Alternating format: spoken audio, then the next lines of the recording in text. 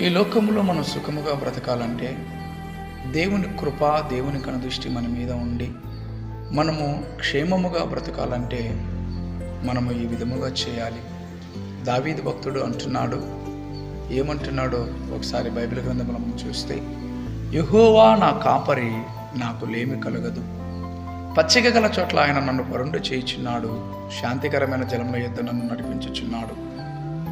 గాఢంధకారపు లోయలో నేను సంచరించినను ఏ అపాయమునకు భయపడను. నీ దండమును నీ దుడ్డు కర్రయు నన్ను ఆదరించుచున్నవి. అలాగే ఇంకొక మాట కూడా అంటున్నాడు, చూడండి, నేను బ్రతుకు దినములన్నీ కృపాక్షేమములే నా వెంట వచ్చును.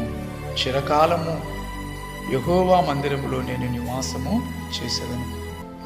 దేవుని సన్నిధానములో మనం గడిపినప్పుడు, దేవుడు మనకు కాపరిగా ఉన్నప్పుడు క్షేమము, కృప మనల్ని ఆవరిస్తుంది.